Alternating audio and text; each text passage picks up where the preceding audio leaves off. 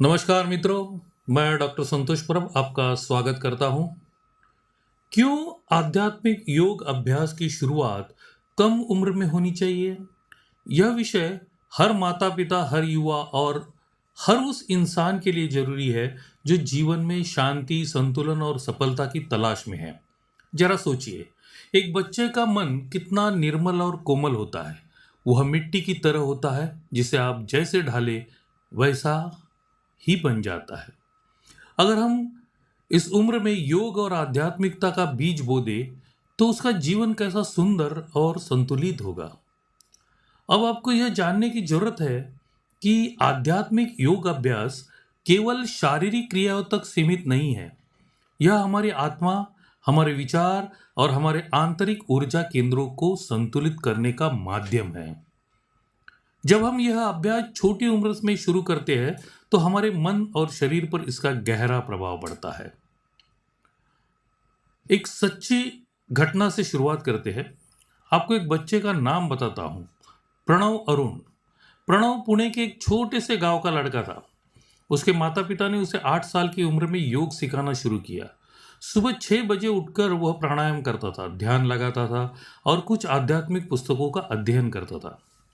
क्या आप जानते हैं, जब वो 16 साल का हुआ तो उसने राज्य स्तर की प्रतियोगिताओं में न केवल शारीरिक बल्कि मानसिक चुनौतियों में भी जीत हासिल की।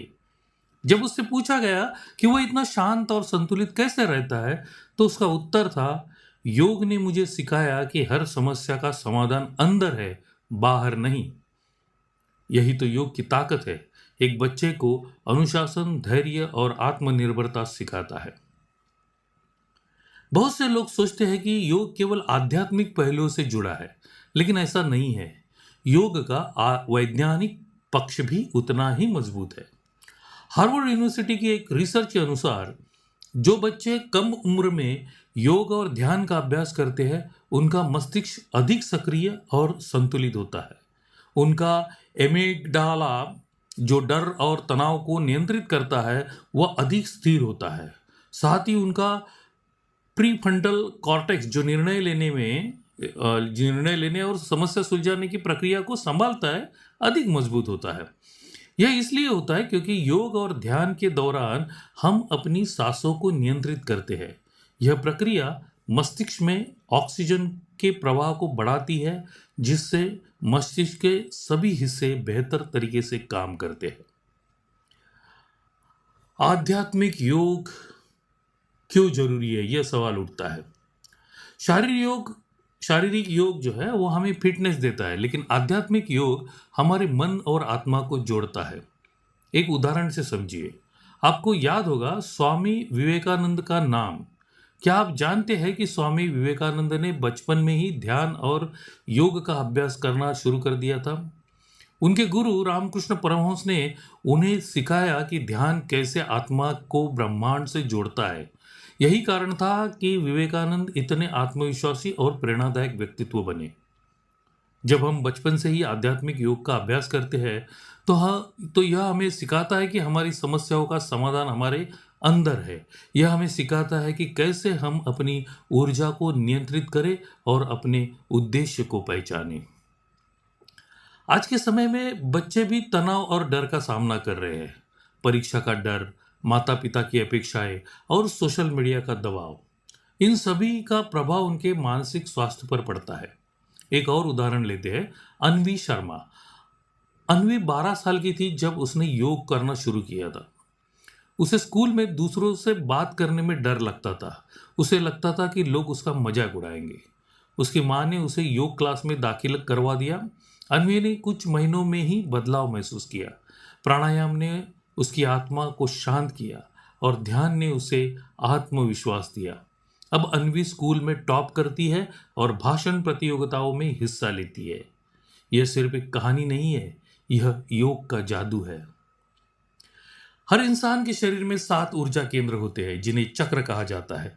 जब ये चक्र संतुलित होते हैं तो हमारा जीवन भी संतुलित रहता है। लेकिन जब ये चक्र असंतुलित होते हैं तो हमें चिंता, डर और असफलता का सामना करना पड़ता है। आध्यात्मिक योग इन चक्रों को संतुलित करता है। एक वैज्ञानिक अध्ययन के अनुसार जब हम ध्यान लगाते हैं और ऊर्जा केंद्रों पर ध्यान केंद्रित करते हैं तो हमारे शरीर से पॉजिटिव वाइब्रेशंस निकलती है। ये वाइब्रेशंस हमें न केवल मानसिक शांति देती है बल्कि हमारे आसपास के लोगों को भी प्रभावित करती है। अगर आप माता पिता हैं तो आज ही अपने बच्चों को योग और ध्यान का महत्व सिखाएं। उन्हें बताएं कि यह केवल शारीरिक क्रिया नहीं है बल्कि जीवन जीने की कला है। अगर आप अपने बच्चों को जीवन में सफल देखना चाहते हैं तो उसे यह सिखाएं कि योग और ध्यान कैसे उसके विचारों को स्पष्ट कर सकता है और उसकी ऊर्जा को सकारात्मक दिशा में ले जा सकता है। अगर आप सोच रहे हैं कि योग और ध्यान का अभ्यास कैसे शुरू करें तो यह बहुत आसान है।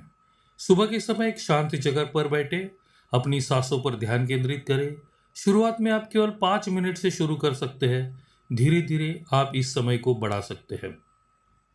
अगर आप बच्चों के साथ योग करना चाहते हैं तो इसे एक खेल की तरह बनाएं।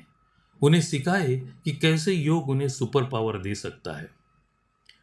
अंत में एक अपील, मित्रों, जीवन में सफलता पाने के लिए केवल भौतिक चीजें ही नहीं चाहिए, मानसिक शांति और आत्मा का संतुलन भी जरूरी है। और यह तभी संभव है जब हम कम उम्र से ही आध्यात्मिक योग का अभ्यास शुरू करें। मैं आपसे एक अनुरोध करता हूं, अगर यह वीडियो आपको प्रेरित करता है तो इसे अपने दोस्तों और परिवार के साथ जरूर शेयर करें। चैनल को सब्सक्राइब करें और हमारी यात्रा का हिस्सा बने। अगर आप योग की गहराई में जाना चाहते हैं तो हमारा क्रिया योग लेवल 1 कोर्स जरूर ज्वाइन करें। इस कोर्स के जरिए आप अपने जीवन में आध्यात्मिक ऊर्जा और शांति ला सकते हैं। लिंक नीचे डिस्क्रिप्शन में दिया गया है। धन्यवाद।